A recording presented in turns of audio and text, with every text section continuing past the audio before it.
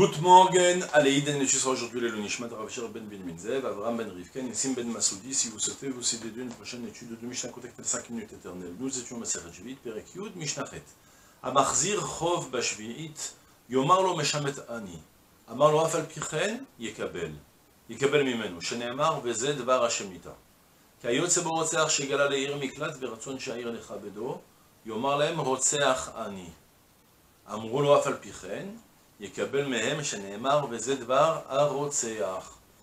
Deux sujets dans la Mishnah. Un premier d'abord en rapport avec la Shemitah. Une personne qui n'a pas écrit de prosboul, ou encore avant le décret de Hillel de pouvoir écrire un prosboul, on avait le devoir d'annuler les dettes à la fin de l'année de la Shemitah. Alors la Mishnah me dit, sache que maintenant, la Shemitah s'est terminée, la dette s'est annulée, vient l'emprunteur, il veut quand même me payer. Est-ce que j'ai le droit de recevoir l'argent? La Mishnah me dit, Amarzir Chov Bashvit, celui qui rembourse une dette à la Shemitah, c'est-à-dire à la fin de la Shemitah, comme nous dit le Barthénora, Yomarlo Meshametani, lorsqu'il me dit, écoute-moi, le prêteur devra lui dire, Meshametani, sache que moi la dette je l'ai annulée. Amarlo Afal Pichen, si l'emprunteur lui dit, malgré tout je veux, alors là, je veux, on va dire, je veux te rendre, je veux te faire cadeau, l'argent plutôt. Alors dans ce cas-là, Yekabel Mimenu, il pourra recevoir de lui, il n'aura plus besoin d'insister pour lui dire non, je t'ai annulé la dette. Une fois tu lui dis, je t'ai annulé la dette, et s'il lui dit malgré tout je vais te faire cadeau, pas de problème, tu tends la main. Même mieux que ça, il rapporte le Barthénora, tu peux même lui dire, j'ai annulé la dette en lui tendant la main, en espérant qu'il va comprendre que bon, fais-le-moi comme un cadeau. Ce qui nous intéresse, c'est que tu fasses le Shenemar Vezed Dvar Hashemita, telle est la parole de la Shemitah, telle est la chose de la Shemitah. Mais du fait qu'on a utilisé le mot Dvar Hashemita, ça suffit juste de dire que j'ai annulé. Maintenant, s'il veut quand même te rembourser, plutôt te faire cadeau, alors tu as le droit d'accepter, et tu n'as plus besoin d'insister une seule fois, tu dis. D'accord? Il y a un petit problème entre parenthèses, que le partenaire dit, si tu dis, malgré tout, je veux te rembourser. Sur ça, le Tiferet Israël, et encore d'autres, expliquent que non, il n'est pas question de dire, je veux te rembourser. Parce qu'il ne peut pas rembourser, il n'y a plus de dette. Il peut dire, je peux te faire cadeau, et dans ce cas-là, tu vas recevoir un cadeau. Ok? À la différence de, par exemple, si jamais c'était du ribit, par exemple, du prêt à intérêt, que tu me dis non, non, je ne veux pas le prendre parce que c'est interdit, tu dis mais je veux quand même te faire cadeau, tu n'as plus le droit de prendre. D'accord? Là, par contre, pour la Shemitah, tu as le droit de recevoir.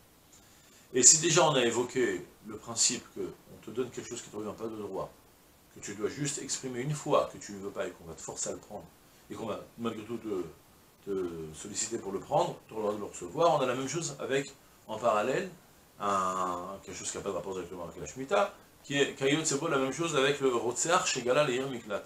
On a quelqu'un qui a tué Beshogeg, sans faire exprès, mais avec les lois requises que la Torah a précisé, qu'il était à moitié, il a quand même une certaine part de responsabilité sur ce qui s'est passé, donc il a imposé de galout, par exemple, comme la Torah nous raconte expressément.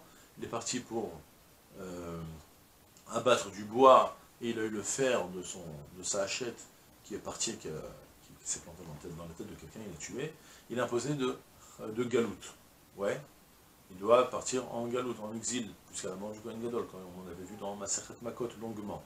Alors, la Mishnah me dit, Rotsar Shegala Leir Miglato. Si on a un assassin, Shogeg, quelqu'un qui a tué, qui est parti en Ir Miklat, et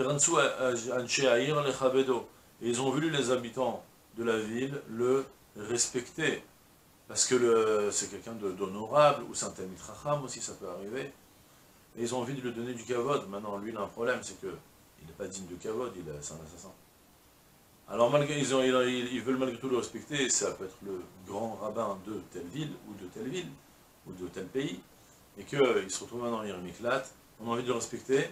Yomar Lahem Rotzeach Ani devrait leur dire non, vous savez que je suis pas là, je suis pas en fonction, je suis un assassin, c'est pour ça que je suis là. Amrolo Afal Pichen, si on dit malgré tout on veut te respecter parce que tu es Beshogeg, mais tu restes quand même un Talmid Chacham, ou tu restes un noble, ou tu restes un prince, alors dans ce cas-là, Yekabel même, il pourra recevoir les honneurs qu'ils veulent lui donner, chez Nehemar, comme nous dit le Passouk aussi, Vezed Devar Arotzeach, une fois aussi il refuse. Une seule fois, il doit refuser lorsqu'ils lui viennent, ils veulent le respecter. Une fois, il doit leur dire. S'ils insistent, il n'a plus besoin de continuer à refuser. C'était du même type de verset, Vezé Devar à Rotsear. Telle est la parole du Rotsear. D'accord? Dans la prochaine Mishnah, je l'annonce déjà tout de suite, qu'on découvrira même mieux que ça part en rapport avec le loi de la Juifite, qui veut payer malgré tout après la dette, qui veut malgré tout faire cadeau de l'argent. On verra d'ailleurs que c'est même une bonne chose de rendre cet argent, qu'il faut même s'efforcer de le faire, comme on le verra dans la prochaine Mishnah.